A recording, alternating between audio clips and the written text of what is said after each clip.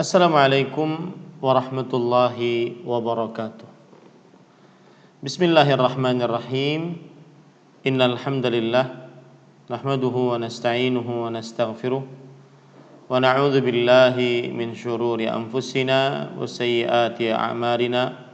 Man yahdihillahu fala mudilla lahu wa man yudlil fala hadiya lahu. Wa ashhadu an la ilaha illallah wahdahu la syarika lahu wa ashhadu anna Muhammadan abduhu wa rasuluh. Ya ayyuhalladzina amanu taqullaha haqqa tuqatih wa la tamutunna illa wa antum muslimun.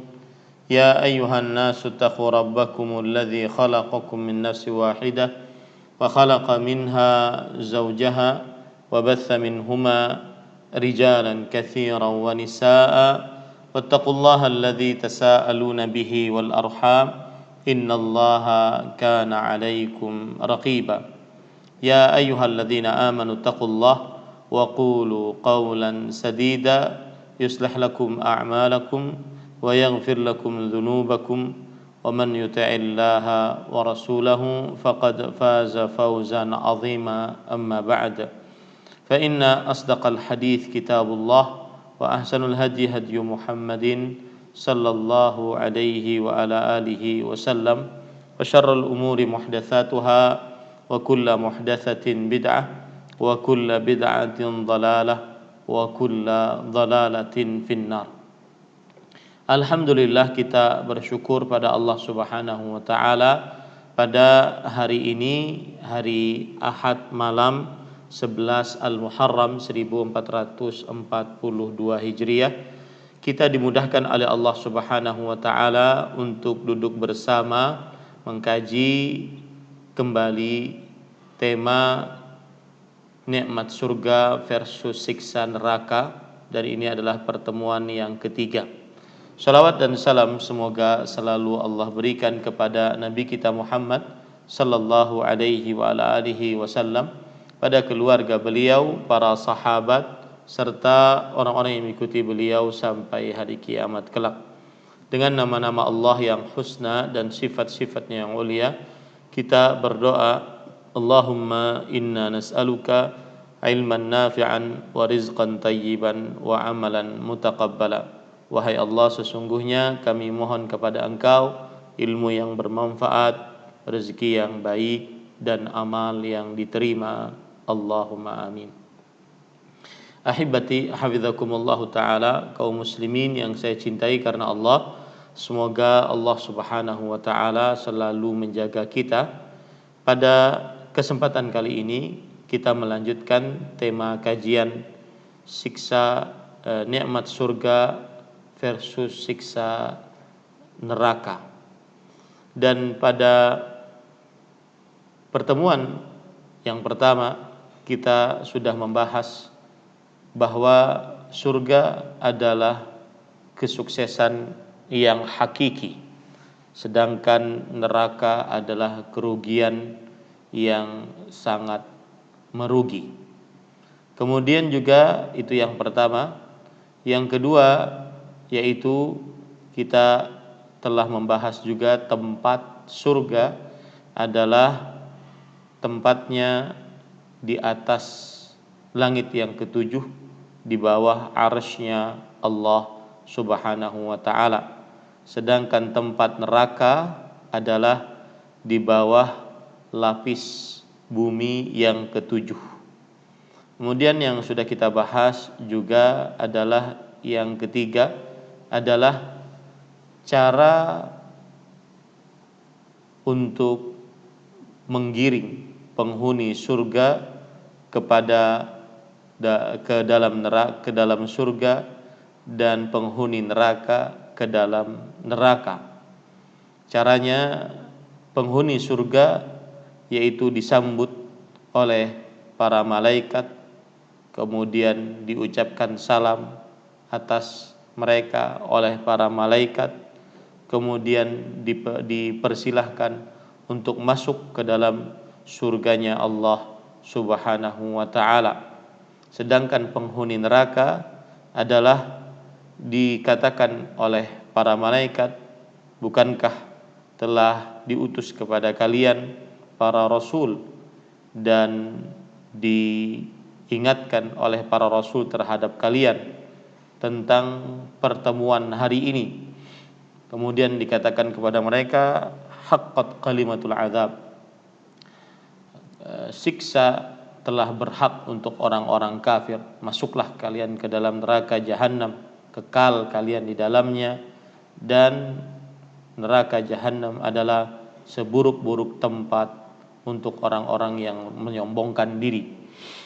Kemudian juga ada yang mereka ditarik dengan rantai dari api, kemudian mereka juga dipukulin saat masuk ke dalam neraka, kemudian ditarik kaki mereka dan wajah mereka terseret di dalam neraka. Ini adalah cara penghuni surga masuk ke dalam surga dan penghuni neraka masuk ke dalam neraka. Kemudian yang keempat yang sudah kita pelajari adalah ucapan penghuni surga sesama penghuni surga di antara mereka. Ucapan mereka ketika di dalam surga adalah subhanakallahum.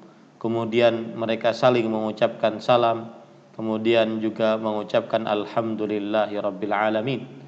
Sedangkan penghuni neraka, mereka senantiasa mendoakan laknat bagi penghuni yang baru dan berdoa kepada Allah Subhanahu wa taala agar penghuni yang baru ini diberikan siksa lebih daripada mereka.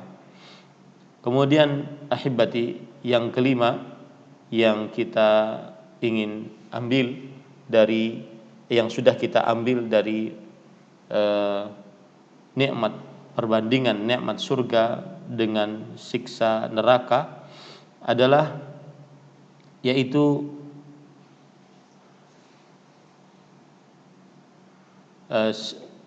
yang kelima, yaitu siksa atau nikmat surga yang paling rendah. Dan nikmat surga yang paling rendah yang sudah kita bahas adalah penghuni surga yang paling terakhir masuk ke dalam surga, dia memiliki 50 kali lipat kekayaan dari salah satu raja dari raja-raja dunia. Kemudian dia juga memiliki apa yang dia inginkan untuk dia lihat dan apa yang dia inginkan untuk dia miliki.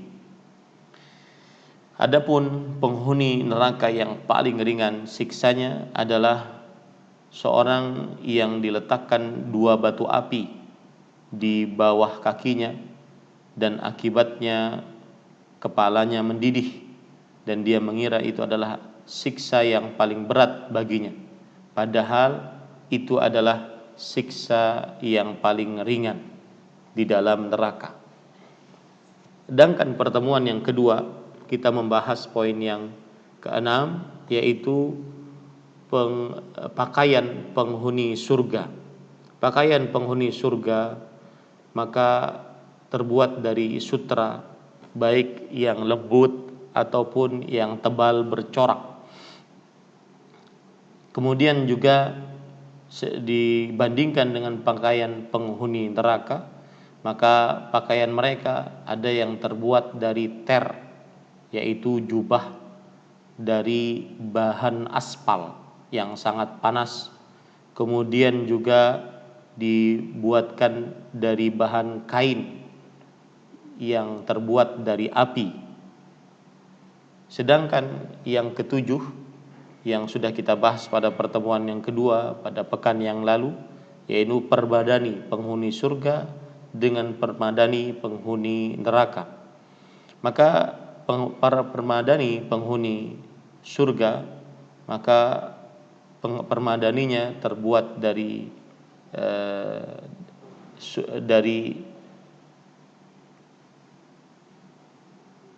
permadaninya sangat lebar, kemudian juga sangat lembut, dan sedangkan permadani dari untuk penghuni neraka maka permadaninya adalah terbuat dari api.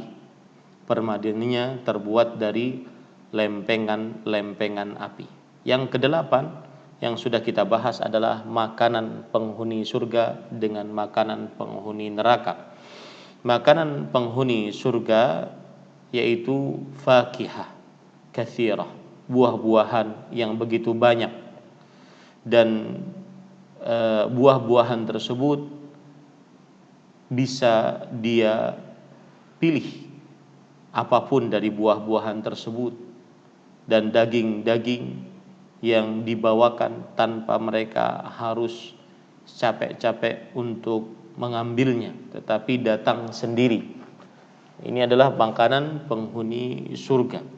Kemudian makanan penghuni neraka yaitu berupa pohon zakum, yang mana pohon zakum tersebut adalah pohon yang buruk, baunya busuk, dan penghuni neraka sendiri sangat benci untuk memakannya. Maka ini adalah makanan penghuni neraka, dan makanannya juga adalah makanan ghislin. Ghislin yaitu nanah-nanah penghuni neraka dan juga bekas-bekas luka dan koreng penghuni neraka, darah-darah dari penghuni neraka. Kemudian juga makanan yang berduri yang disebut dengan dzagussah, makanan yang berduri, yang mana makanan tersebut menancap pada kerongkongan, tidak masuk, tidak juga bisa dikeluarkan. Kemudian yang keempat, makanan dhari', dia adalah tumbuhan yang penuh dengan duri, yang mana dia adalah makanan yang paling buruk dan paling jelek bagi penghuni neraka. Taib, itu 8 poin yang sudah kita pelajari pada 2 pertemuan. Kita masuk kepada pertemuan yang ketiga, poin yang ke-9, yaitu minuman penghuni surga versus minuman penghuni neraka.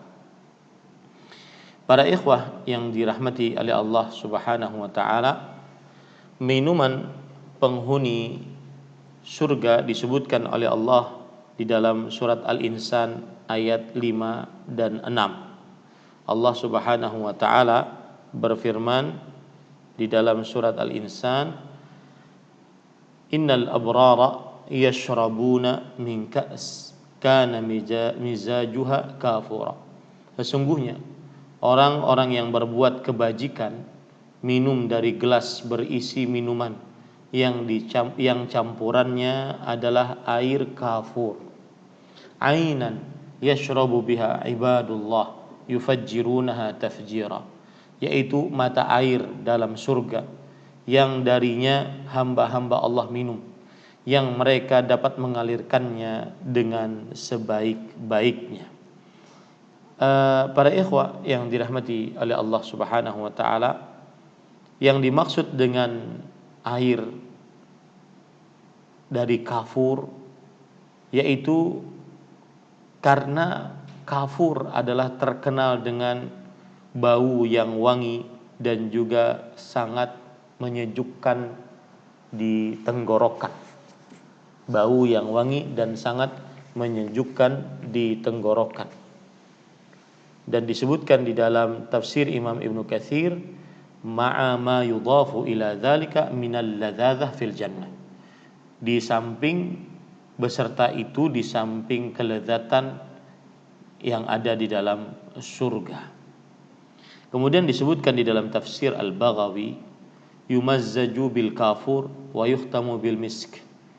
Air-air minuman penghuni surga dicampur dengan kafur karena dia sangat dingin.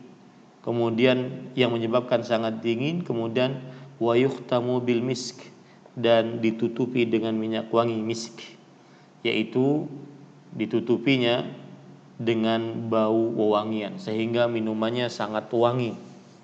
Yufajjirunaha tafjira, mereka sekehendaknya untuk mengalirkan air tersebut dengan sebaik-baiknya.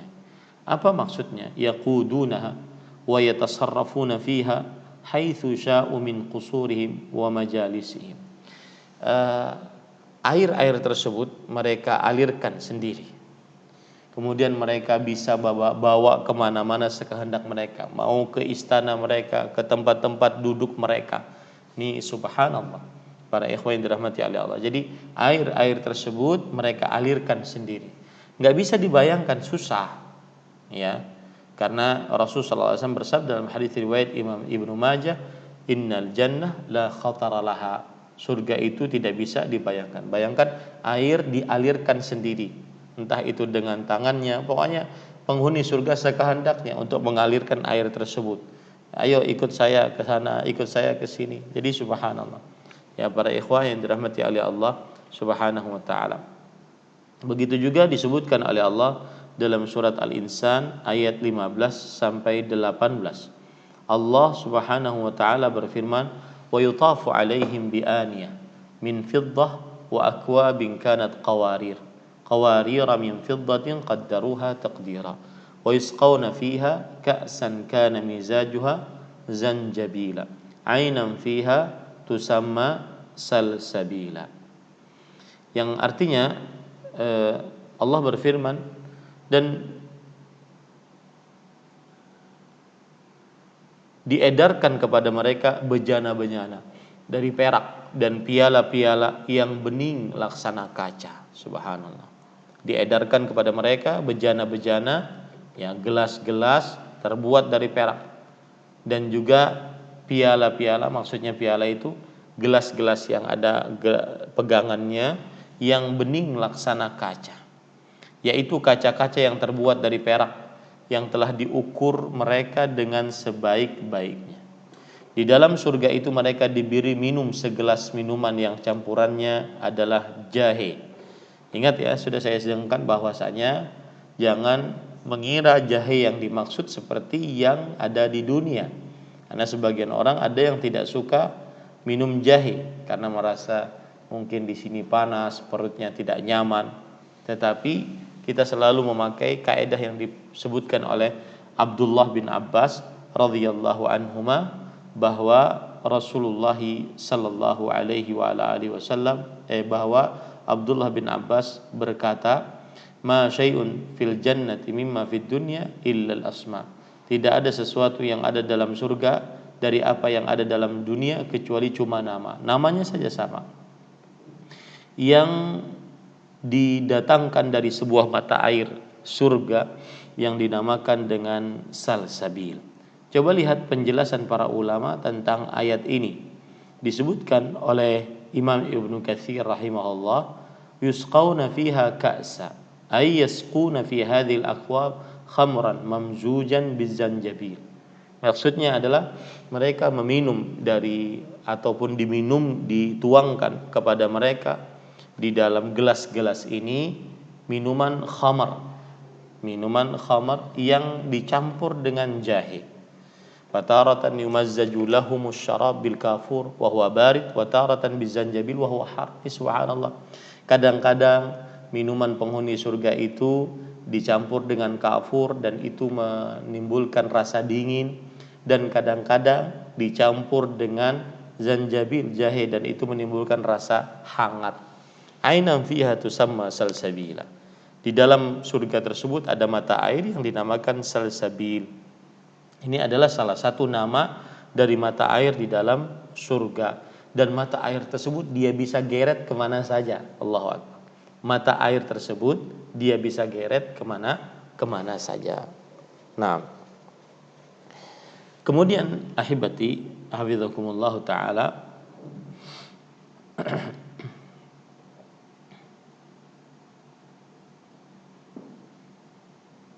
ada lagi disebutkan oleh Allah dalam surah Al-Mutaffifin ayat 25-28. Yusqawna min rahiqim makhtum khitamuhu misk wa fi dzalika falyatanafasil mutanafisun wa mizajuhu min tasnim 'ainan yashrabu bihal muqarrabun. Mereka diberi minum dari rahiqim makhtum. Rahiq, ya, diminum dari rahiq. Rahiq itu adalah khamar. Makhtum yaitu yang murni. Khamar yang murni. Khitamuhu misk, tempatnya adalah kasturi. Wa fi dzalika falyatanafasil mutanafisun.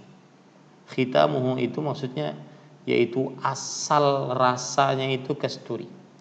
Untuk yang demikian itu hendaklah orang-orang berlomba-lomba. Wa mizajuhu min tasnim, dan campuran khamar murni itu adalah dari tasnim.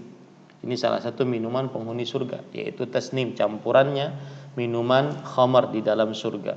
Ainan yashrabu biha al-muqarrabun. Tasnim, mata air. Minum yang mata air yang diminum daripadanya oleh orang-orang yang didekatkan kepada Allah Subhanahu wa taala. Nah, ini ahibati hafizakumullah taala, bahwasanya salah satu minuman mata air bisa dia salsabil, bisa dia tasnim. Nah, kemudian ahibati hafizakumullah taala, kalau kita perhatikan di dalam surga terdapat sungai. Kita ingin membicarakan sungai karena sungai termasuk daripada air yang akan diminum oleh penghuni surga. Perhatikan baik-baik, para ikhwah yang dirahmati oleh Allah Subhanahu wa taala. Allah berfirman di dalam surat Muhammad ayat 15. Mathalul jannati allati wu'idal muttaqun fiha anhar min ma'in ghairi asin wa anhar min labanin lam yataghayyar ta'mu wa anhar min khamrin ladzatin lisyaribin wa anhar min asal musaffa wa lahum fiha min kulli thamarat wa maghfiratum min rabbihim. Yang artinya perumpamaan surga yang dijanjikan untuk orang-orang yang bertakwa, di dalamnya terdapat sungai dari air yang tidak asin. Yang tidak asin itu maksudnya adalah yang tidak berubah.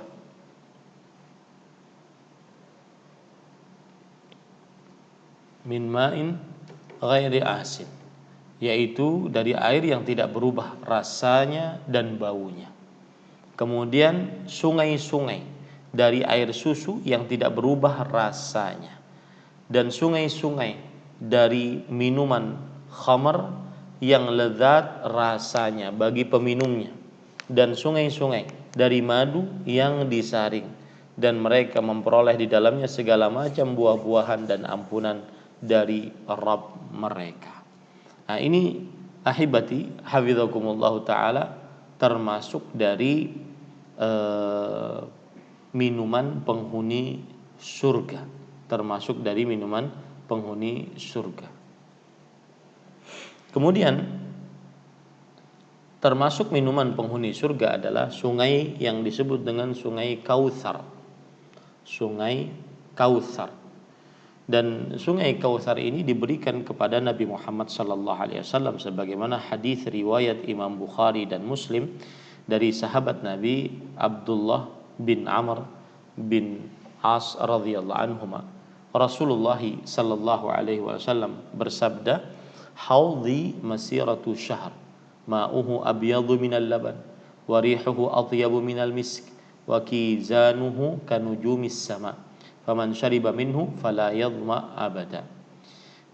Telagaku itu seluas orang melakukan perjalanan selama sebulan. Airnya lebih putih dari susu. Bau wanginya itu lebih bau wangi daripada misik. Kemudian gelas-gelasnya sejumlah bintang-bintang yang ada di langit.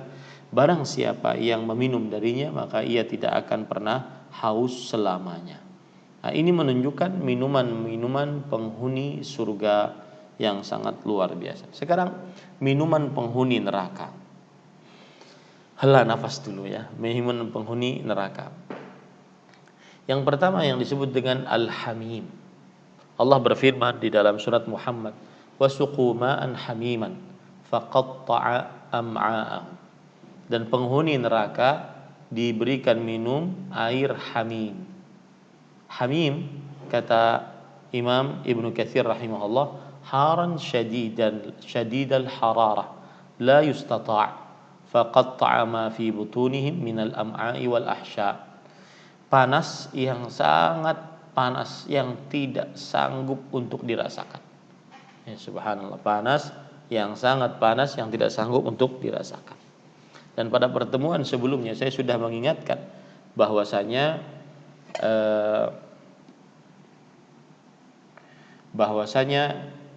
salah satu sifat neraka adalah neraka itu tempat yang penuh dengan siksaan yang tidak pernah bisa dibayangkan. Itu satu. Yang kedua, siksa neraka tidak akan pernah diringankan. Semakin hari semakin sadis, semakin hari semakin perih.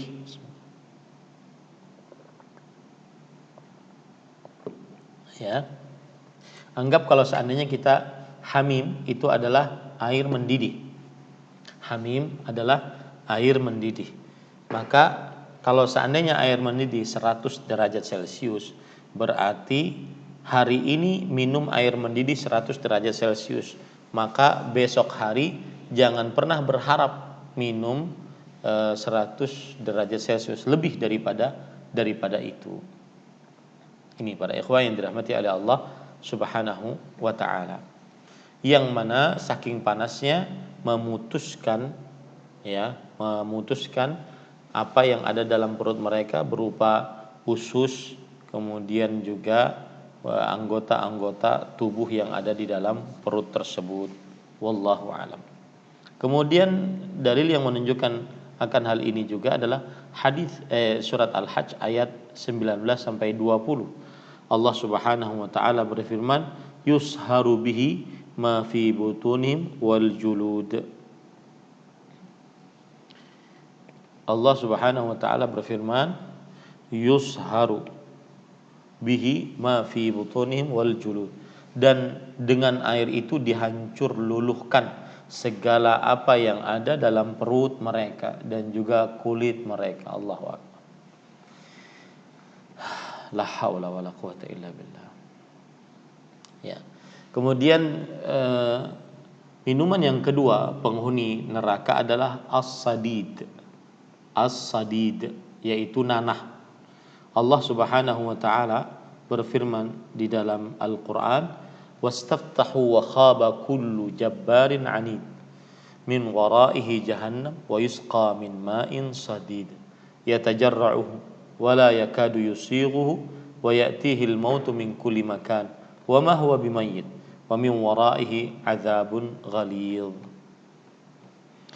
Allah Subhanahu wa taala berfirman di dalam Al-Qur'an surat Ibrahim ayat 15 sampai 17. Dan mereka penghuni neraka memohon kemenangan atas musuh-musuh mereka. Dan binasalah semua orang yang berlaku sewenang-wenang lagi keras kepala. Di hadapannya ada jahanam dan ia diberi minum dengan air nanah. Allahu akbar. Diminumnya air nanah itu dan hampir dia tidak bisa menelannya. Dan datanglah bahaya maut kepadanya dari segenap penjuru, tetapi dia tidak juga mati, dan di hadapannya masih ada azab yang berat. Ini para ikhwah, kalau ada orang yang mendengar ayat-ayat seperti ini kemudian dia tidak takut, kemudian dia tidak khawatir, kemudian dia tidak terpengaruh, maka itu berarti hatinya keras. Ya, kalau seandainya dia cuma mendengar saja, dia tidak terpengaruh, maka itu berarti hatinya keras. Ya, ini ahibati hafizakumullah. Kata Imam Ibnu Katsir rahimahullah dan juga Imam Al-Baghawi dalam tafsir mereka berdua, was-sadidu qila ma huwa yasilu min abna'il kuffar wa ajwafihim minal qayhi wad dam. Sadid adalah yang keluar dari yang mengalir dari badan orang-orang kafir dan juga dari mulut mereka berupa muntah dan darah. Itu dijadikan sebagai minuman. Ya, ini para ikhwah. Kemudian hampir sama dengan sadid, hadis yang diriwayatkan oleh Imam Muslim dari Jabir radhiyallahu an, Nabi Muhammad sallallahu alaihi wasallam bersabda, kullu muskirin haram, inna 'ala Allahi 'azza wa jalla ahdan, inna 'ala Allahi 'azza wa jalla ahdan liman syaribal muskira an yasqiyahu min tinatil khabal. Qalu ya Rasulullah wa ma tinatul khabal? Qala 'araku ahlin nar au unsaratu ahlin nar. Yang artinya setiap yang memabukkan adalah haram. Dan sesungguhnya Allah Subhanahu wa taala telah berjanji bagi siapa yang meminum minuman keras, Allah akan minumkan padanya tinatul khabal. Ini nama lain dari sadid, tinatul khabal, tina al-khabal. Lalu Rasulullah SAW ditanya, apa itu tinatul khabal? Beliau mengatakan itu adalah sesuatu yang mengalir dari tubuh orang-orang kafir, ataupun juga perahan dari tubuh orang-orang kafir berupa nanah, kemudian muntah, kemudian darah. Ini ahibati hafizakumullah. Kemudian yang ketiga yaitu air yang mendidih. Air yang di dalamnya ada apa ya namanya? Al-muhl itu yaitu bekas minyak. Jadi minyak jelantah yang bekas orang goreng-goreng itu sudah kotor kemudian sangat panas ya. Maka disebutkan oleh Allah Subhanahu wa taala di dalam surat Al-Kahfi ayat 29. Allah berfirman, inna a'tadna lidh-dhalimina naran ahata bihim suradiquha wa in yaghtaghithu yughathu bima'in kalmuhli yashwil wujuh bi'sa syarabu wa sa'at murtafaqa. Yang artinya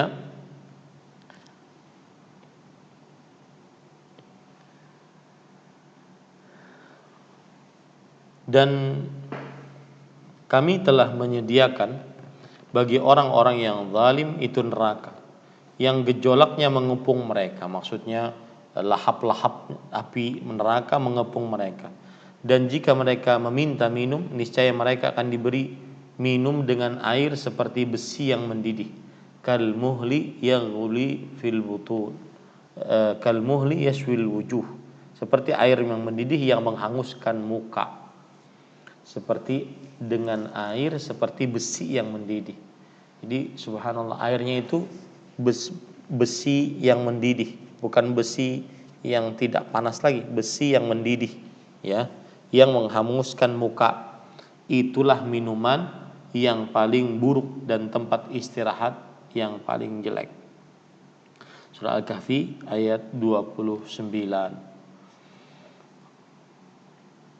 Disebutkan oleh Imam Ibnu Katsir rahimahullah bahwa al-muhl ma'un ghalidh, air yang kental, aswad, hitam, har, panas, muntin, baunya busuk. Idza arada al-kafiru an yashrabahu wa qarrabahu min wajhi shawwahu hatta tasqutu jildatu wajhihi fihi. Allahu akbar. Ini ngeri sekali para ikhwah. Air yang kental, hitam, panas, baunya busuk. Jika orang kafir ingin meminumnya, maka didekatkan kepada wajahnya. Maka air tersebut membakar wajahnya sehingga daging-daging itu berjatuhan ke dalam minumannya. La haula wala quwwata illa billah. Ini para ikhwah yang dirahmati Allah. Sekali lagi, kalau seandainya ada orang yang tidak terpengaruh dengan kisah-kisah seperti ini, maka niscaya hatinya itu sudah sangat keras. Kemudian yang keempat, yaitu Al-Ghassaq. Al-Ghassaq. Ya, disebutkan oleh Imam Ibnu Katsir dan juga Imam Al-Baghawi bahwa Al-Ghassaq huwal barid alladzi la yastata'u min syiddati bardihi yuharriquhum bi bardihi kama tuharriquhumun naru bi harriha wa huwa az-zamharir wa huwa majtama'a min sadidi ahli an-nar wa 'araqihim wa juruhihim wa dam'ihim fa huwa baridun muntin. Al-Ghassaq ya adalah air yang sangat dingin, tidak sanggup untuk dipakai saking dinginnya. Membakar mereka karena saking dinginnya, sebagaimana api membakarnya dengan panasnya. Dan dia disebut dengan zamharir. Ya, dia disebut dengan zamharir. Dan dia adalah kumpulan dari nanah penghuni neraka, dari keringat penghuni neraka, dari luka koreng penghuni neraka, dari air mata penghuni neraka. Maka dia adalah yang dingin dan membusuk baunya. Dingin tapi busuk. Jadi kadang-kadang ada situasi yang sangat-sangat dingin itu malah lebih mematikan dibandingkan yang panas. Nah, ini disebutkan oleh Allah tentang Al-Ghassaq ini dalam Quran surat An-Naba ayat 24-30. Allah Subhanahu wa taala berfirman, "La yadzuquna fiha bardan wala syaraban." Mereka tidak merasakan di dalam neraka rasa dingin dan juga minuman, illa hamiman wa ghassaqa, kecuali hamim yang sudah kita sebutkan tadi, air yang mendidih, dan ghassaq, air yang sangat dingin, saking dinginnya membakar wajah mereka. Jazaan wifaqa, sebagai balasan yang sesuai. Kenapa? Innahum kanu la yarjuna hisaba. Mereka tidak berharap adanya hisab. Wa kadzdzabu bi ayatina kidzaba. Mereka mendustakan ayat-ayat kami. Wa kulla syai'in ahsainahu kitaba. Dan setiap sesuatu kami tulis di dalam catatan kami. Fadzuqu falan nazidakum illa adzaba. Maka rasakanlah, kami tidak akan pernah menambah kepada kalian kecuali siksa. Ini para ikhwah. Kemudian yang kelima, maka minuman penghuni neraka adalah ainun aniyah. Ainun aniyah. Dan ainun mata air, aniyah disebutkan oleh Imam Ibnu Katsir dan juga Imam Baghawi mutanahiyatun fil hararah wal ghulyan, yaitu sangat-sangat panas dan juga mendidih. Dalam bahasa Banjarnya menggurak, jadi mendidih, sangat panas dan sangat mendidih. Ya, ini para ikhwah disebutkan, hal ini disebutkan oleh Allah dalam surah Al-Ghasyiyah ayat 2-5. Wujuhun yauma idzin khasyah. Pada hari-hari itu ada wajah-wajah yang sangat khusyuk, tunduk. Amilatun nasibah. Mereka beramal tetapi mereka rugi. Tasla naran hamiyah. Mereka akan dibakar oleh api yang sangat panas. Tusqa min ainin aniyah. Diberi minum dari mata air aniyah. Aniyah artinya adalah panas yang sangat tinggi kemudian sangat bergejolak seperti air yang mendidih. Nah, itu minuman penghuni surga, minuman penghuni neraka. Silahkan pilih.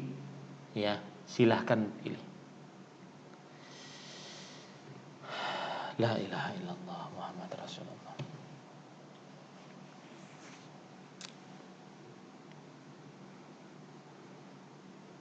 Berat para ikhwah yang dirahmati oleh Allah Subhanahu wa taala, sangat-sangat berat.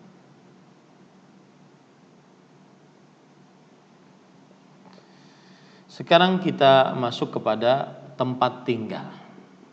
Tempat tinggal penghuni surga dengan tempat tinggal penghuni neraka.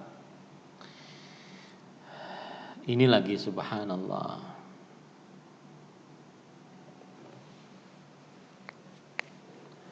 Allah berfirman di dalam surat Az-Zumar ayat 20. Lakinnal ladzina taqaw rabbahum lahum ghurafun min fawqiha ghuraf mabniyatun tajri min tahtil anhar wa'dallahi la yukhlifullahu al-mi'ad.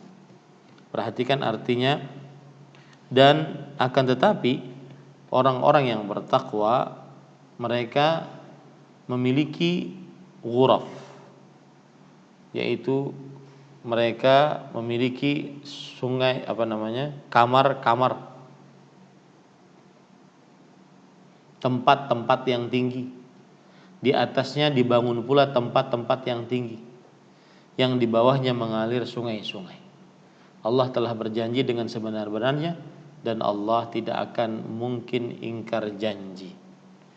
Para ikhwan yang dirahmati oleh Allah Subhanahu wa taala, Imam Ibnu Katsir berkata, Allah mengabarkan kepada hamba-hambanya yang bahagia, anna lahum ghurafan fil jannah, bahwasanya mereka memiliki ghuraf, rumah-rumah tinggi, wahyal qusyurus syahiqah, dan dia adalah istana-istana yang tinggi, min fauqiha ghurafun mabniyah, di atasnya terdapat bangunan-bangunan yang tinggi, tibaqun fauqa tibaq, yang bertingkat-tingkat, mabniyatun muhakkamatun, dia tertancap dan kuat, muzakhrafatun aliyatun, penuh dengan keindahan dan penuh dengan ketinggian. Karena semakin tinggi memang kan semakin mewah, ya. Allahu akbar. Kemudian pada ikhwan yang dirahmati oleh Allah Subhanahu wa taala, kita lanjutkan. Ini saya pakai ini karena saya live Zoom pakai handphone, ya. Jadi sedangkan Facebook kemudian YouTube di laptop saya. Karena kalau digabung di laptop maka Zoom-nya tidak bagus nantinya, ataupun Facebook-nya tidak bagus. Taib, para ikhwan yang dirahmati oleh Allah Subhanahu wa taala, Rasul sallallahu alaihi wasallam juga menyebutkan tentang rumah, istana penghuni surga. Kata beliau dalam hadis riwayat Imam Ahmad dari Abu Malik Al-Asy'ari radhiyallahu anhu, Rasulullah sallallahu alaihi wasallam bersabda, "Inna fil jannah ghurafan yura zahiruha min batiniha wa batinuha min zahiriha. A'addaha Allah Ta'ala liman at'ama at-ta'am wa alana al-kalam wa taba'a as-siyam wa afsha as-salam wa shalla bil-laili wan nasu niyam." Sesungguhnya di dalam surga terdapat ruangan-ruangan yang tinggi. Luarnya dari yura zahiruha min batiniha, yang artinya dilihat luarnya dari dalamnya. Maksudnya saya berada di dalam, itu bisa terlihat dari yang di luar. Wa batinuha min zahiriha, dan terlihat dalamnya dari luarnya. Maksudnya saya kalau dari luar melihat ke dalam kelihatan. Ini transparan. Allah Subhanahu wa taala telah menyediakan bagi siapa yang memberi makan, ucapan yang lembut, dan mengikuti dengan puasa, menyebarkan salam dan sholat di malam hari dalam keadaan manusia sedang tertidur. Ahibati hafizakumullah ta'ala,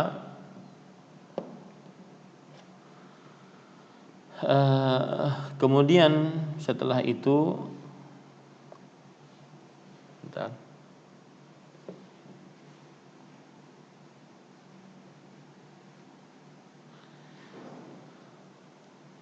disebutkan juga dalam hadis riwayat Imam Bukhari dan Imam Muslim tentang bagaimana istana di dalam surga. Dari Jabir radhiyallahu an, Nabi Muhammad sallallahu alaihi wasallam bersabda, "Dakhaltul jannah fa idza ana biqasrin min dhahab." Aku masuk ke dalam surga, ternyata aku dapati ada sebuah istana yang terbuat dari emas. Ini gimana istana terbuat dari emas, tuh susah untuk dibayangkan, ya. Ini para ikhwan yang dirahmati oleh Allah Subhanahu wa taala.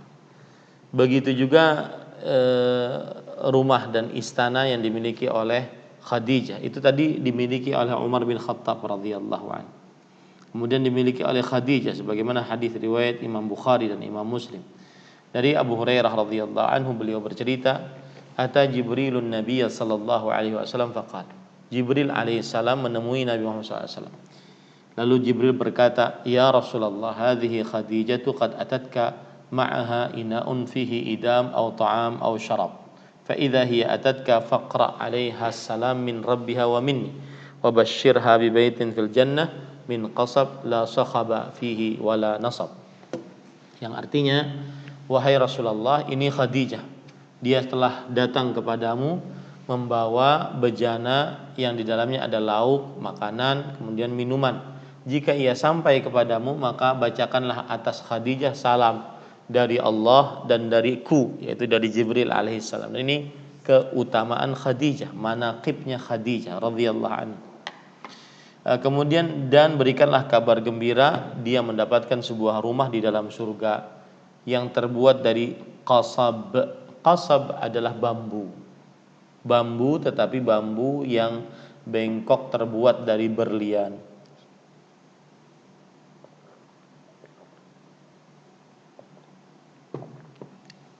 Bisa dibayangkan? Susah kan? Bambu, rumah bambu bisa dibayangkan karena kita pernah melihat rumah bambu. Tetapi rumah bambu, bambunya bambu berlian. La sakhaba fihi wala nasab. Tidak ada gaduh di dalamnya, tidak juga sulit hidup di dalamnya. Ada penafsiran menarik disebutkan di dalam kitab Al-Bidayah wan Nihayah. Kenapa Khadijah radhiyallahu anha mendapatkan rumah yang terbuat dari bambu berlian, yang tidak gaduh hidup di dalamnya, tidak seperti bambu dunia dan tidak sulit? Maka jawab aja, saya punya sekolah yang saya bina dan sekolah tersebut ada di Bogor, SMA Plus Liwaul Furqan. Di dalam sekolahan tersebut sangat asri, masih asri karena masih di kampung ya. Maka ada rumah yang dibuat oleh yayasan, rumah terbuat dari bambu. Itu rumah bunyi krek krek krek gitu ya. Nah, ini tidak. Dia tidak gaduh. Meskipun rumahnya terbuat dari bambu tapi bambu berlian, tapi tidak gaduh. Kata disebutkan di dalam tafsir dalam kitab Al-Bidayah wan Nihayah. Salah satu penyebabnya adalah Khadijah radhiyallahu anha wa ardhaha tidak pernah gaduh di hadapan Rasulullah SAW, mengangkat suaranya di hadapan Rasulullah Sallallahu Alaihi Wasallam. Kemudian juga tidak sulit hidup di dalamnya. Intinya Khadijah radhiyallahu anha tidak pernah meminta kepada Rasulullah Sallallahu Alaihi Wasallam permintaan yang di luar kemampuan Rasulullah Sallallahu Alaihi Wasallam. Nah,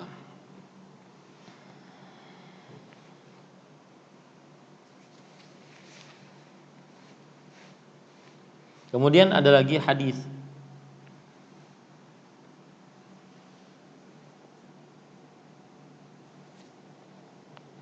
yang menceritakan tentang bagaimana rumah di dalam surga. Hadis riwayat Bukhari dan Muslim dari sahabat Nabi Qais Abdullah bin Qais dari bapaknya Qais radhiyallahu an, Nabi Muhammad sallallahu alaihi wasallam bersabda, "Fil jannah khaymatun min lu'lu'atin mujawwafah, arduha 60 milan, wa fi kulli zawiyatin minha ahlun ma yarawna al-akharin, yatufu alaihimul mu'minun."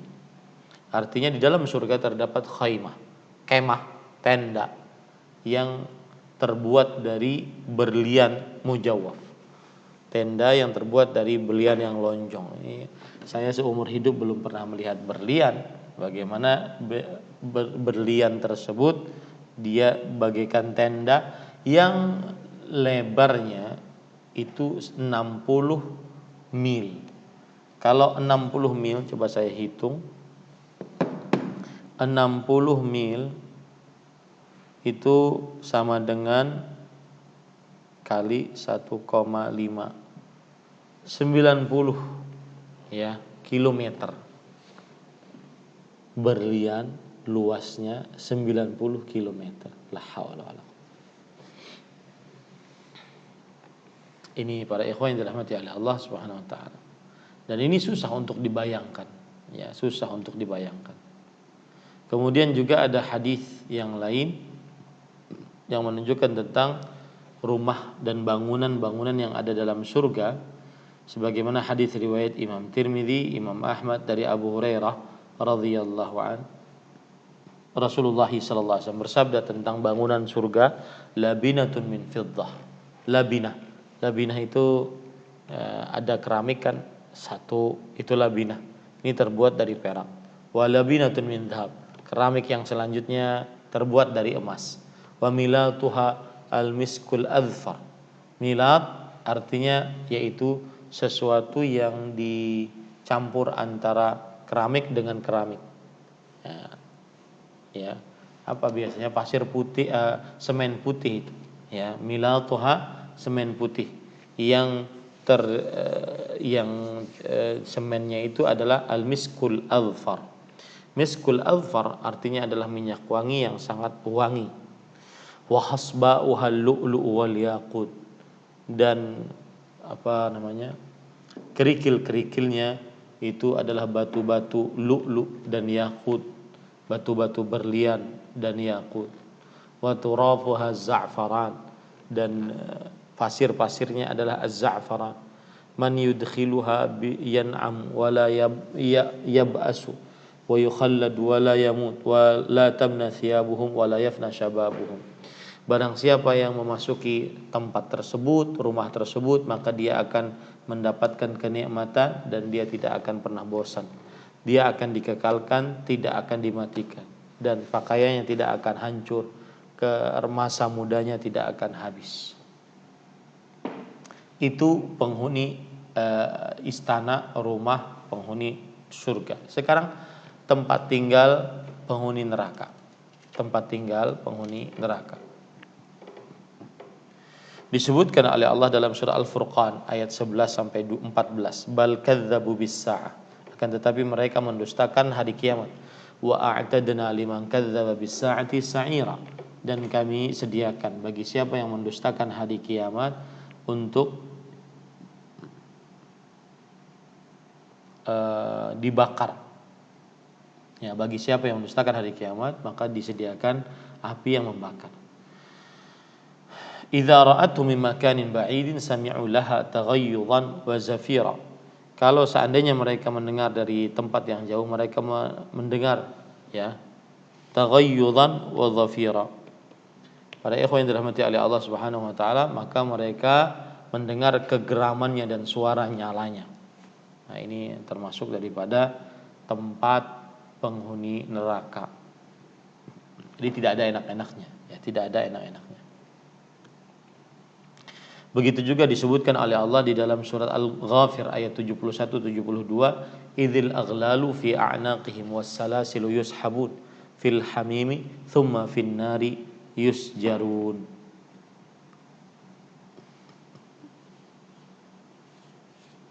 Allah berfirman di dalam surat Ghafir ayat 71-72, ketika belenggu dan rantai dipasang di leher mereka, seraya mereka diseret ke dalam air yang sangat panas, kemudian mereka dibakar ke dalam api. Nah, ini para ikhwan yang dirahmati oleh Allah Subhanahu wa taala, termasuk daripada pakaian ataupun tempat tinggal penghuni neraka. Di antaranya adalah tempat tinggalnya sempit, kemudian juga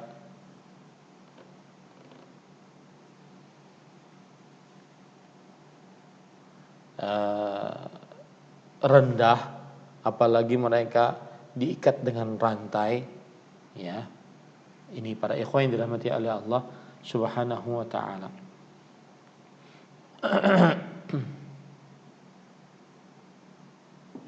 Nah, itulah tadi dari nikmat-nikmat yang ada di dalam surga dan siksa-siksa yang ada di dalam neraka.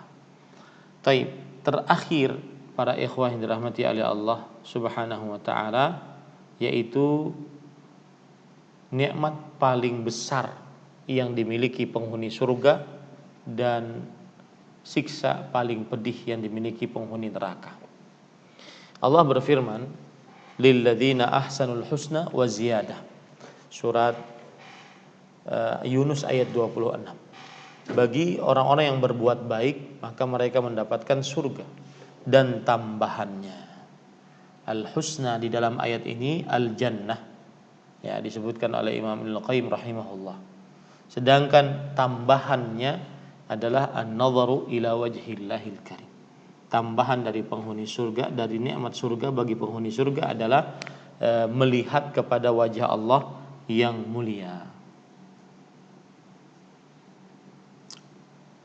Baik. Kemudian ahibati hafizakumullah taala, begitu juga Allah berfirman di dalam surat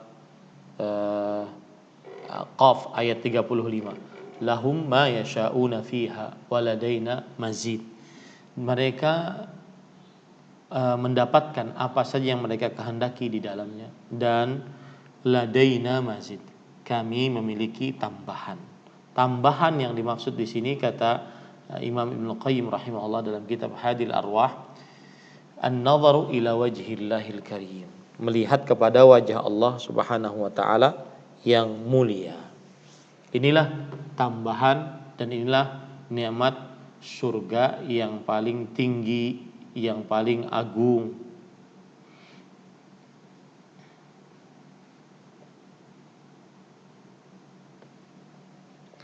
Allah Subhanahu wa taala,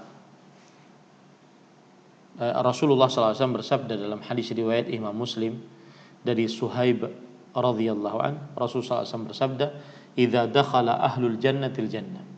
Jika penghuni surga masuk ke dalam surga, yaqulullahu ta'ala, maka Allah Subhanahu wa taala berfirman, "Turiduna syai'an azidukum."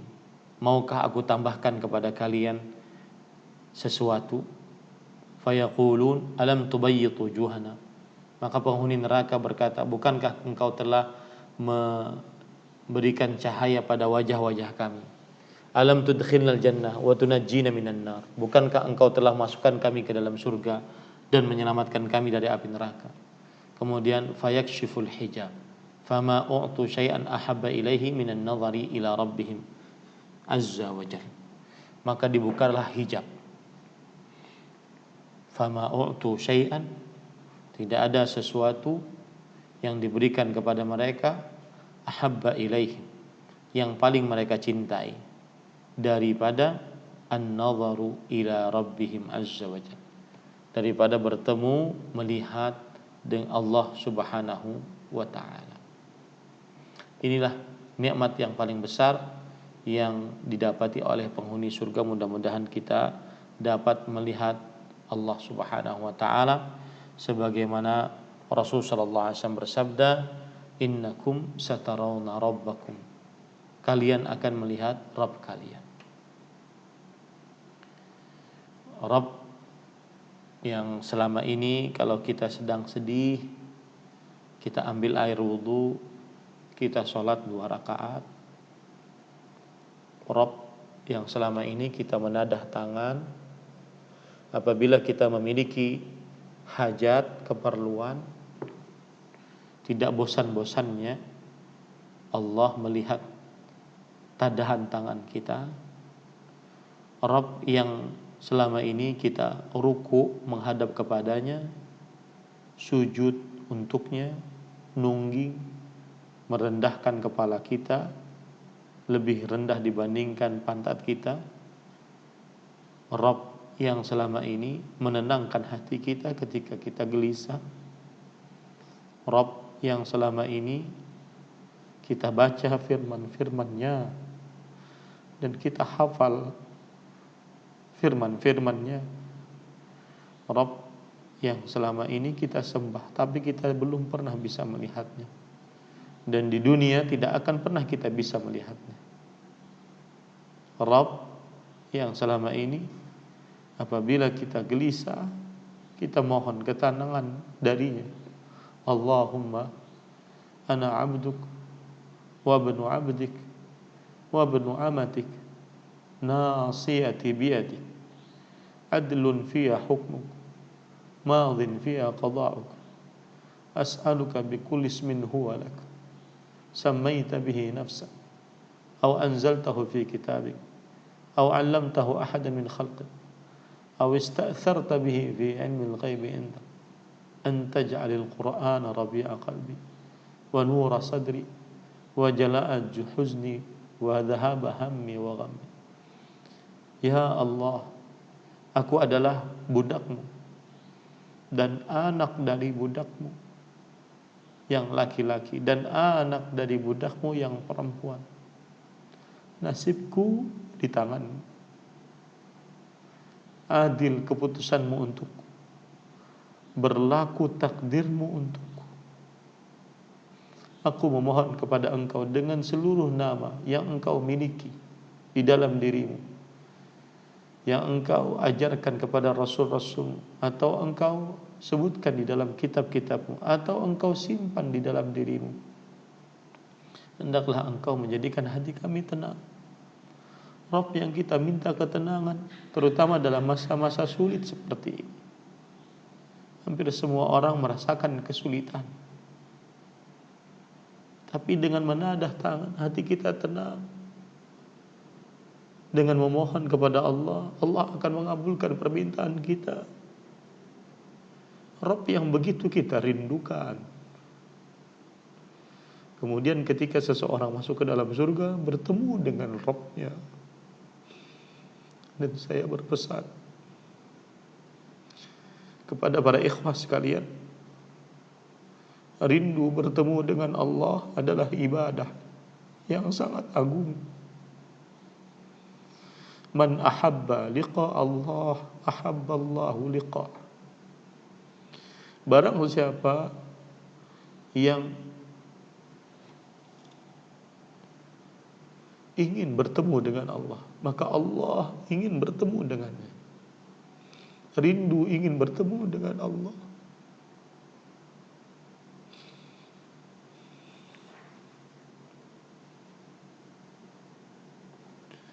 Adalah ibadah yang sangat agung. Demi Allah, para ikhwan yang dirahmati oleh Allah, seorang yang hatinya terkait dengan akhirat,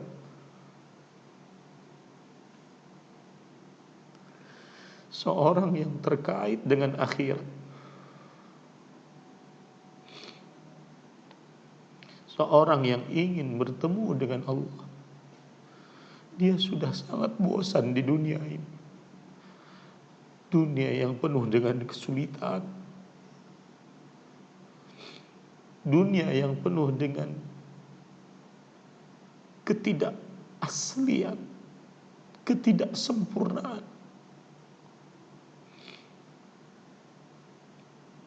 Dia ingin bertemu dengan Allah Subhanahu wa ta'ala. Dia sangat merindukan Allah. Setiap kali dia sholat, dia baca firman-firman Allah Subhanahu wa ta'ala, maka dia rindu ingin bertemu dengan Allah.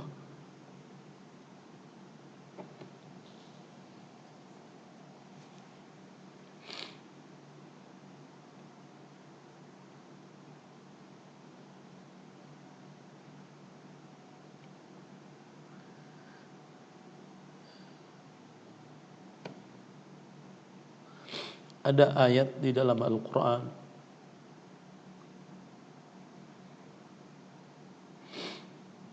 dalam surat Ali Imran ayat 15.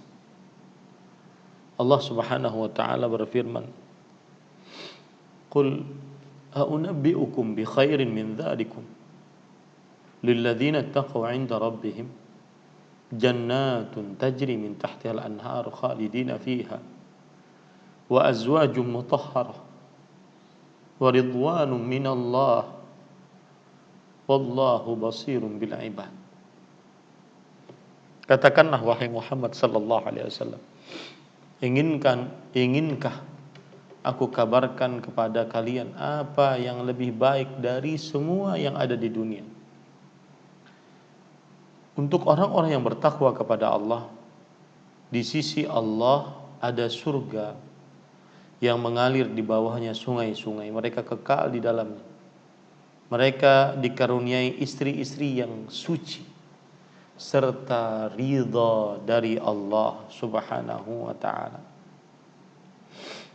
Para ikhwah yang dirahmati oleh Allah Subhanahu wa taala, perhatikan pada ayat ini.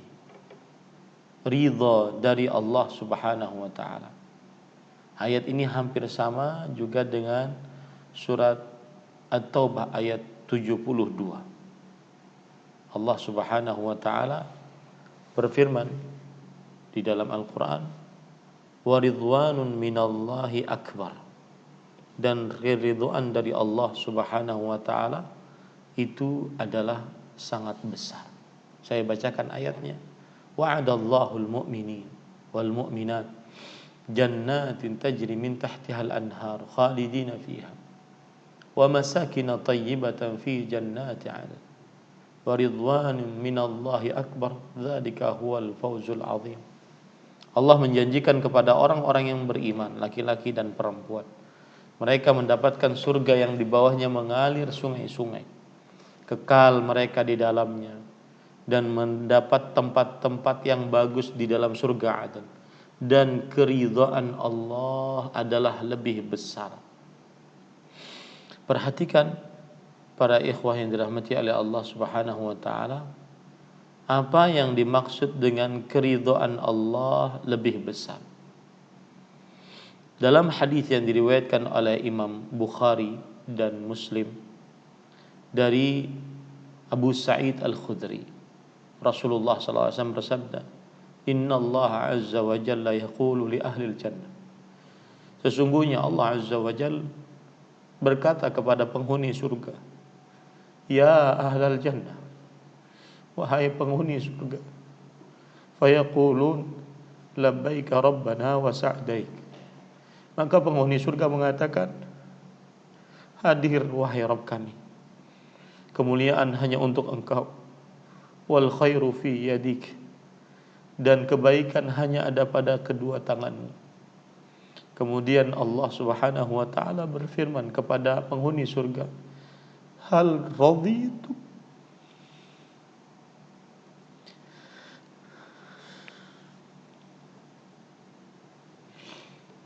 apakah kalian rela?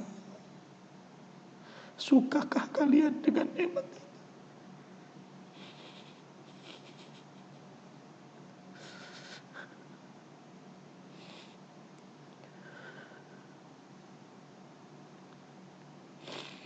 Fayaqulun, maka penghuni surga berkata, wa ma lana la narda ya Rabb, kenapa kita tidak rela? Waqad a'taitana ma lam yu'ti ahadan min khalq, Engkau telah memberikan nikmat kepada kami, nikmat yang belum pernah Engkau berikan kepada seorang pun. Lihat subhanallah, Allah Jalla fi'ula sampai-sampai bertanya, rela enggak dengan apa yang aku sediakan?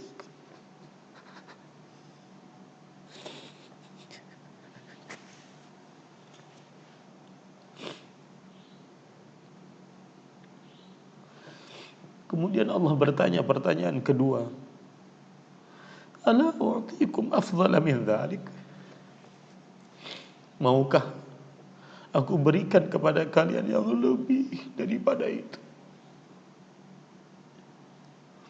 Kemudian penghuni surga berkata, Ya Rabbi, wa ayyu syai'in afdal min dhalik, wahai Rabbku, apa lagi yang lebih daripada ini semua?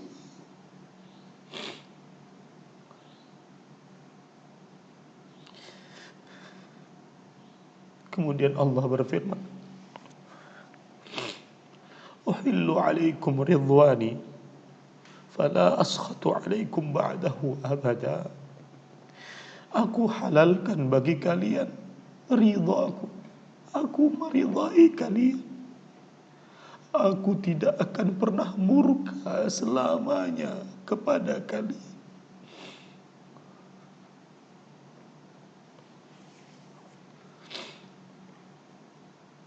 Ini adalah yang disebut dengan waridwanun minallahi akbar.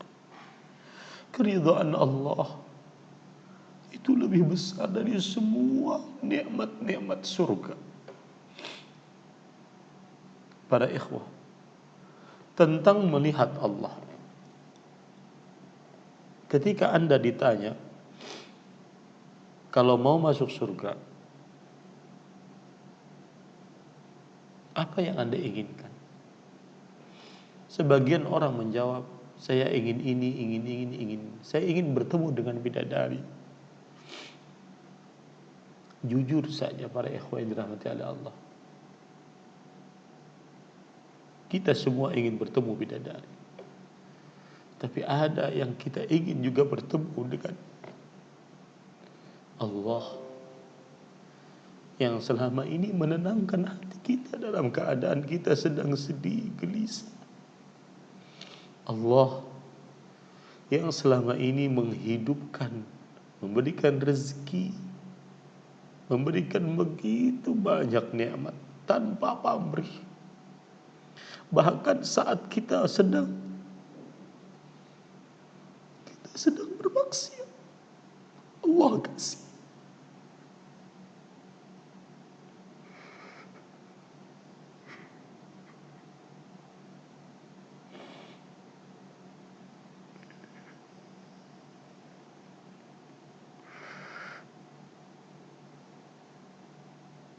Maka pantas Allah, zat yang paling kita rindukan. Sekali lagi saya katakan, rindu bertemu Allah, ibadah paling agung,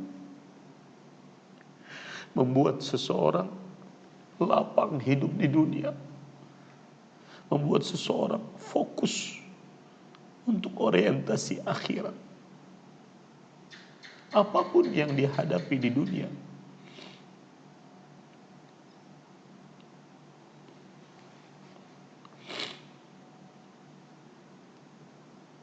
para ikhwan yang dirahmati oleh Allah Subhanahu wa taala, adapun siksa yang paling berat, paling pedih dirasakan penghuni neraka disebutkan oleh Allah Subhanahu wa taala di dalam banyak ayat, di antaranya surat An-Naba ayat 30.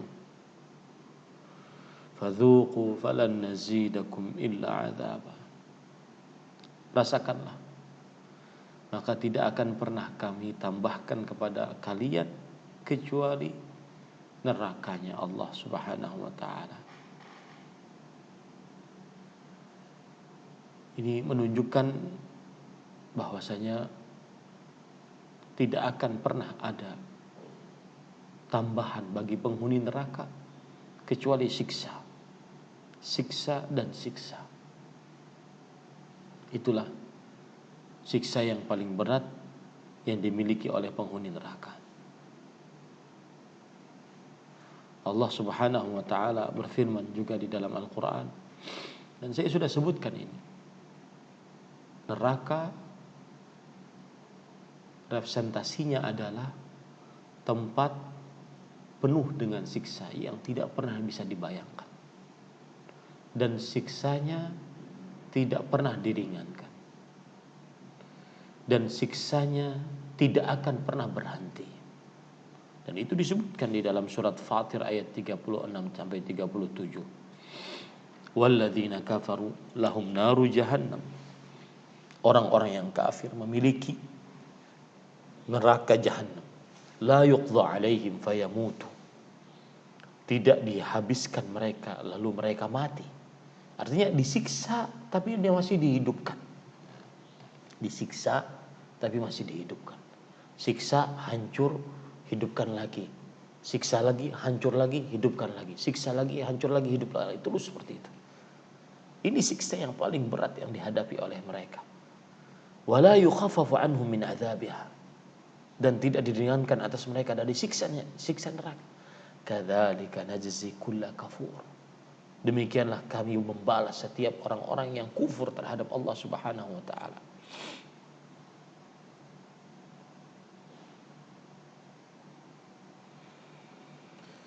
Lihat lagi hadis yang diriwayatkan oleh Imam Hakim, dihasankan oleh Imam Al-Albani rahimahullah.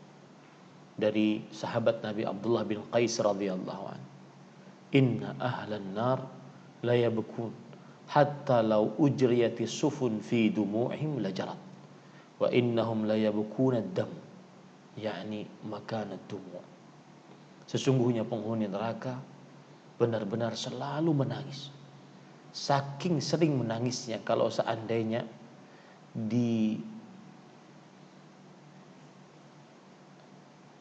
dilayarkan kapal di tempat menangisnya tersebut, maka niscaya kapal akan bisa berlayar.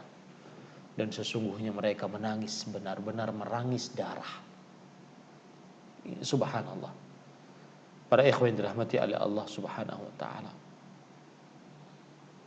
Begitulah perbandingan antara surga dan antara neraka. Nikmat surga, nikmat neraka.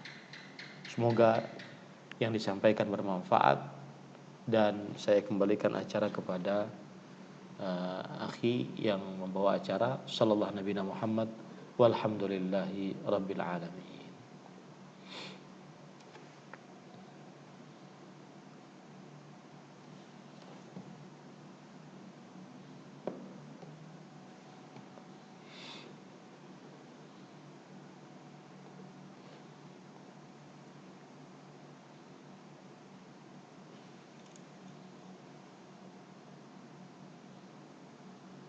Allahumma.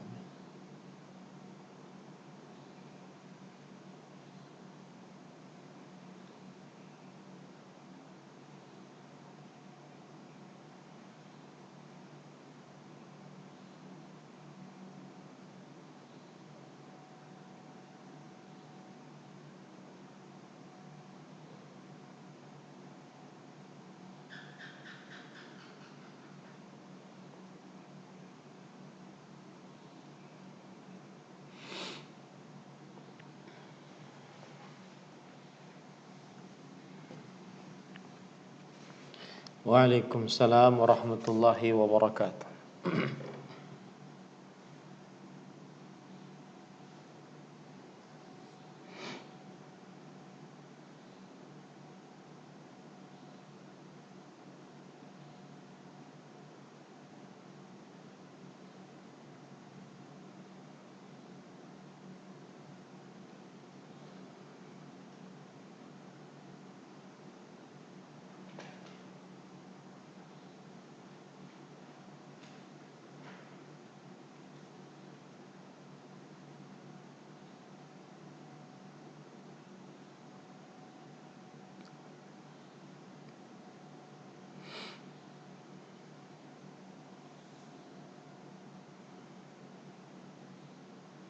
Bismillah walhamdulillah wassalatu wassalamu ala rasulillah wa ala alihi wa sahbihi wa man wala.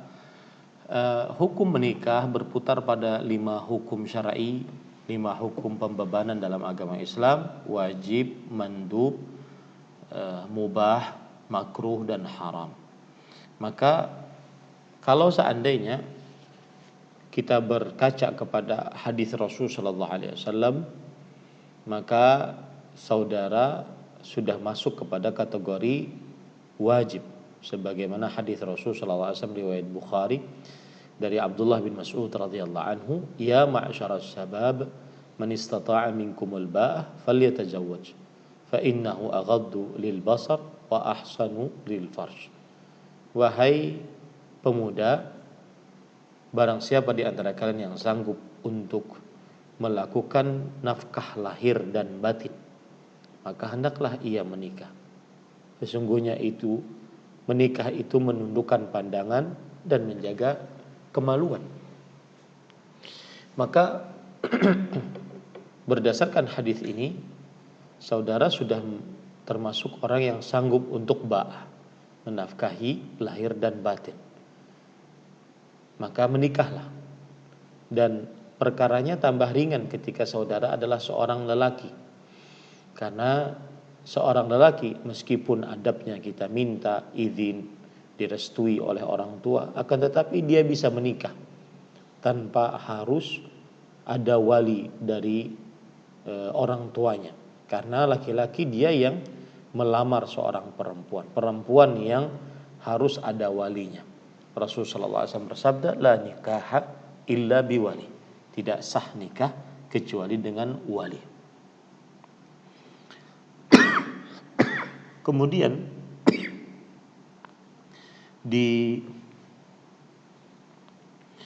ada pun cara untuk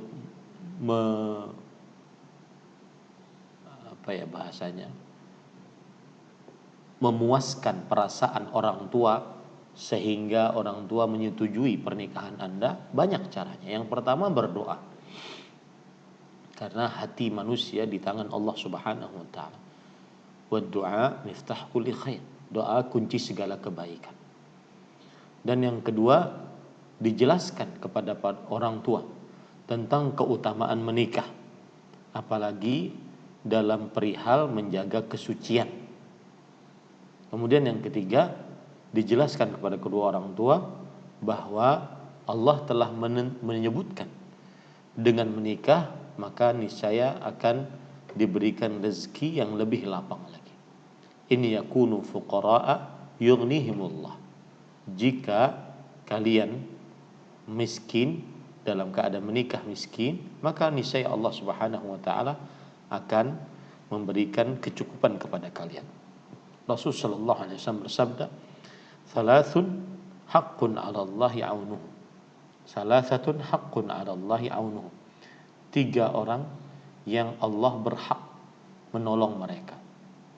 Salah satunya adalah an-nakihul ladzi yuridul 'afaf. Seorang yang menikah yang menginginkan kesucian dirinya. Maka saya nasihatkan, lakukan tahapan-tahapan tadi. Semoga orang tua Anda mau menerima dan merestui pernikahan Anda. Wallahu a'lam. Nah.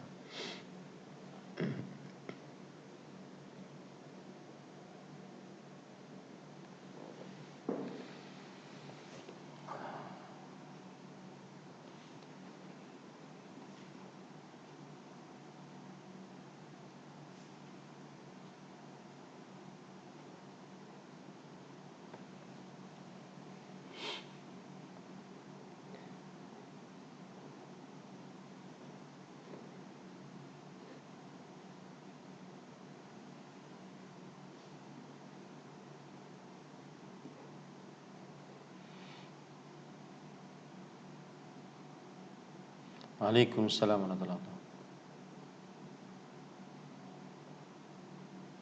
Amin.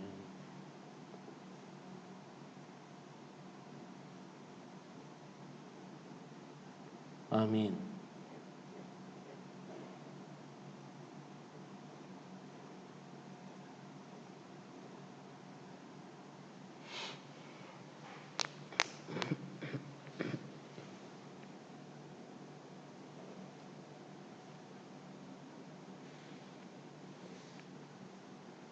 Baik.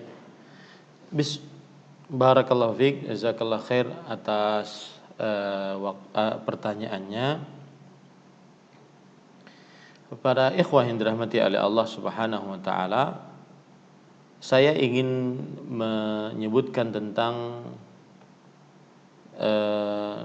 masalah taubat dulu. Ya, masalah taubat dulu. Ada hadis dari Abu Hurairah radhiyallahu anhu, kalau tidak salah riwayat Muslim atau riwayat Bukhari, bahwa inna 'abdan adznaba, sesungguhnya ada seorang hamba yang berdosa. Lalu kemudian setelah itu dia bertobat kepada Allah Subhanahu wa taala dan dia meyakini bahwa Allah Subhanahu wa taala mengampuni dosa-dosanya. Kemudian setelah itu dia bertobat lagi, berbuat dosa lagi. Kemudian setelah itu dia bertobat lagi dan dia meyakini Allah Subhanahu wa taala mengampuni dosa-dosanya. Kemudian dia berbuat dosa lagi. Kemudian dia bertobat lagi dan dia meyakini Allah Subhanahu wa taala mengampuni dosa-dosanya. sampai akhirnya Allah Subhanahu wa taala berfirman, "I'mal ma syi'ta faqad ghafartu lak." Berbuatlah sesukamu, sesungguhnya aku telah ampuni dosa-dosamu. Hadis ini menunjukkan bahwasanya setiap hamba pasti berdosa. Dan hadis ini menunjukkan bahwasanya setiap hamba yang berdosa hendaknya selalu bertobat. Karena setiap bertobat pasti Allah Subhanahu wa taala akan mengampuni dosa-dosanya. Setiap dia bertobat pasti Allah mengampuni dosa-dosanya. Tapi ingat, hadis ini jangan dipahami seseorang meremehkan maksiat. Nanti juga bisa tobat. Nanti kembali lagi. Nanti enggak. Tapi hadis ini menunjukkan bahwa setiap kali hamba berdosa kemudian bertobat, Allah pasti mengampuni. Allah pasti mengampuni. Itu makna yang benar dari hadis ini. Maka ketika ditanya tadi bahwa apakah surga itu diperuntukkan orang yang tidak pernah berbuat dosa? Tidak. Karena setiap anak keturunan Adam adalah orang-orang yang selalu melakukan kesalahan. Kullu bani Adam khata. Setiap anak Adam adalah orang-orang yang selalu melakukan kesalahan. Wa khairul khatta'ina at-tawwab. Dan sebaik-baik pelaku yang selalu melakukan kesalahan adalah orang yang selalu bertobat. Bahkan kalau seandainya ada manusia yang jarang melakukan maksiat, bahkan dia termasuk manusia yang bersih dari dosa, Allah akan wafatkan segera orang tersebut. Dan Allah akan ganti dengan orang-orang yang berdosa sehingga mereka beristighfar. Dalam hadis riwayat Imam Muslim, Rasul sallallahu alaihi wasallam bersabda, "Lau lam tudhnibu la dhahaballahu bikum wa la jaa biqaumin yudhnibun fayastaghfirun fayaghfiru lahum." Kalau kalian tidak berdosa, maka Allah akan menghilangkan kalian, mewafatkan kalian dan menggantikan dengan makhluk-makhluk lain yang berdosa sehingga mereka beristighfar dan akhirnya Allah mengampuni mereka.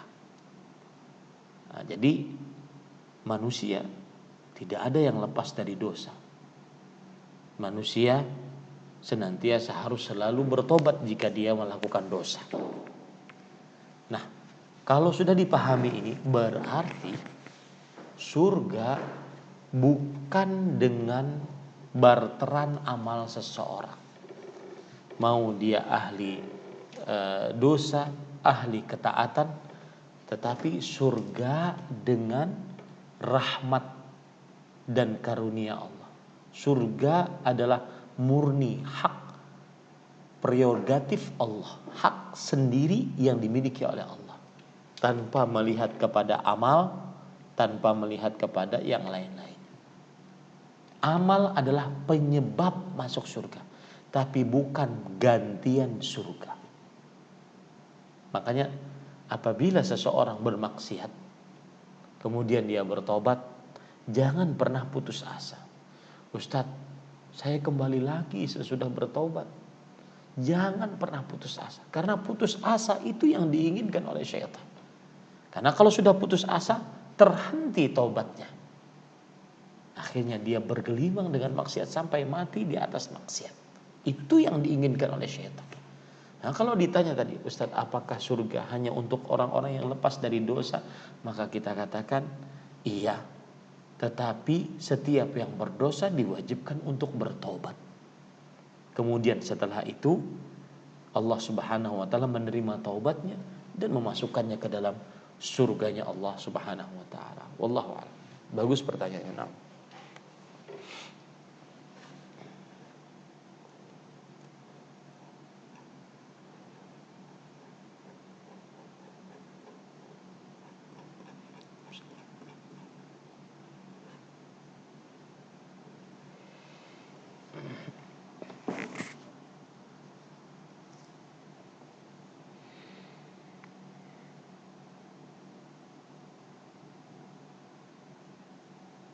Taib.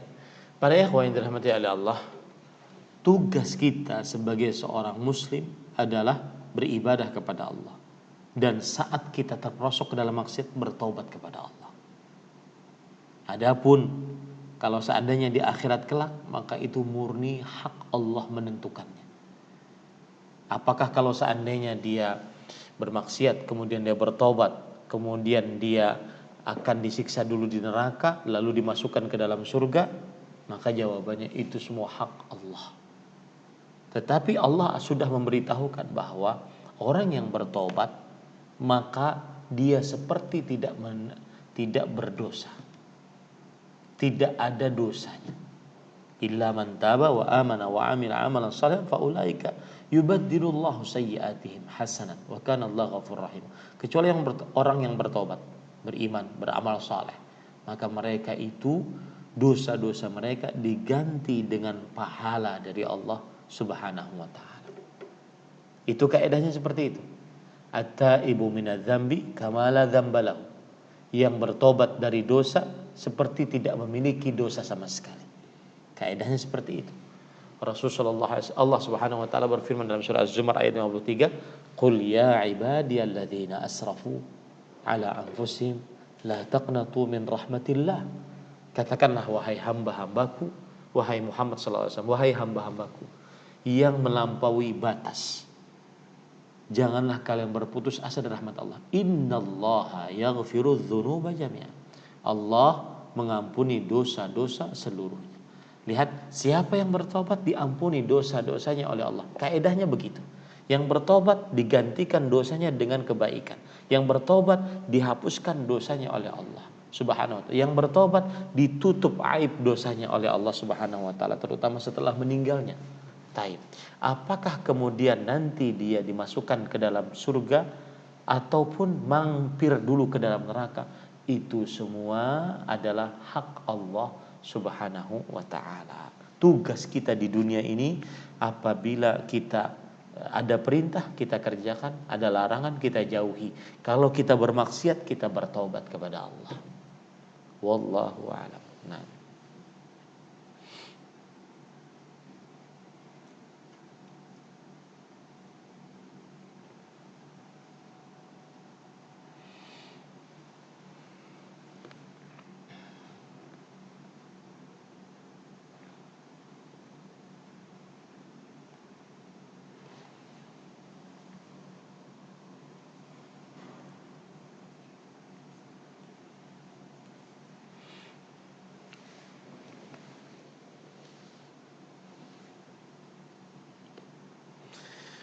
Ahibati hafizakumullah ta'ala, ada hadis riwayat Imam Muslim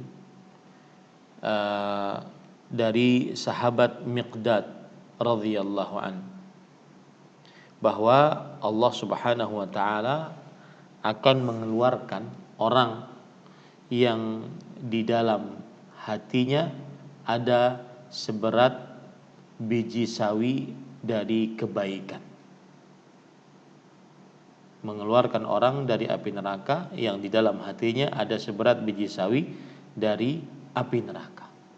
Innallaha yukhriju man kana fi qalbihi mithqala dzarratin min khair.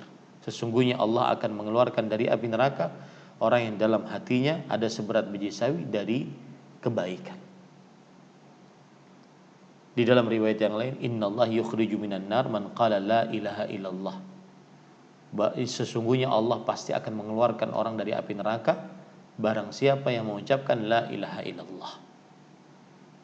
Maka hadis-hadis ini menunjukkan bahwasanya apabila seseorang melakukan maksiat, kemudian dengan takdir Allah dia akhirnya masuk ke dalam neraka, kemudian dia tidak mensyirikkan Allah, dia usatul muwahhidin, dia ahli tauhid yang bermaksiat, maka pasti dikeluarkan oleh Allah dari api neraka dan dimasukkan oleh Allah ke dalam surga. Tetapi ingat, yang seperti ini jangan pernah membuat kita terlena. Makanya Rasulullah sallallahu alaihi wasallam mengingatkan kepada Mu'adz bin Jabal. Ketika beliau bertanya kepada Mu'adz, "Ya Mu'adz, atadri ma haqqullah 'alal 'ibad wa ma haqqul 'ibadi 'ala Allah?" Wahai Mu'adz, tahukah engkau apa hak Allah atas hambanya dan apa hak hamba atas Allah Subhanahu wa taala? Maka Mu'adz bin Jabal radhiyallahu anhu mengatakan, Allahu wa rasuluhu a'lam. Allah dan Rasulnya lebih mengetahui. Lalu Rasulullah SAW bersabda, Haqqullahi 'alal ibad an ya'buduh wa la yusyriku bihi syai'an. Wa haqqul ibadi 'ala Allah alla yu'adziba man la yusyriku bihi syai'an. Haknya Allah yang wajib dilakukan oleh seorang hamba adalah hamba-hamba beribadah kepadanya dan tidak mensyirikkan Allah dengan sesuatu apapun.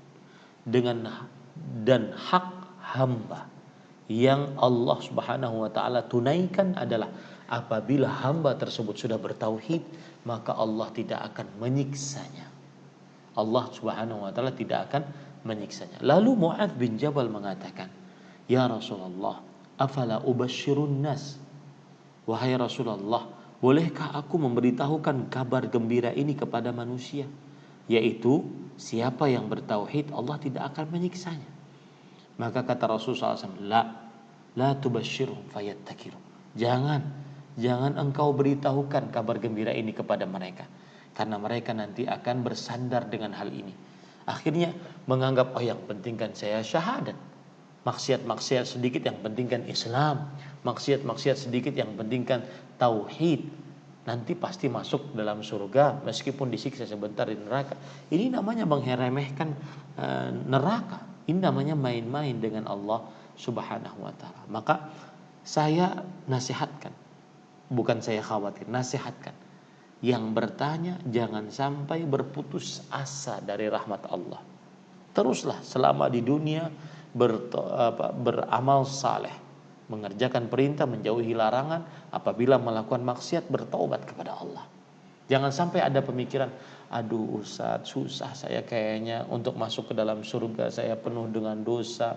Kemudian akhirnya timbullah pertanyaan, oke, saya masuk surga aja deh, masuk neraka dulu deh.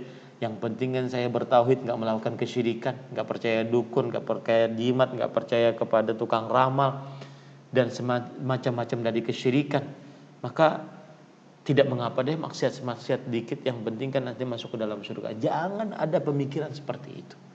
Tetapi pemikirannya adalah bagaimana kita bertauhid, mengerjakan perintah, menjauhi larangan. Apabila bermaksiat, maka bertaubat kepada Allah Subhanahu wa taala. Semoga Allah Subhanahu wa taala langsung memasukkan kita ke dalam surga tanpa hisab, tanpa siksa dari api nerakanya Allah Subhanahu. Begitu cara berfikirnya.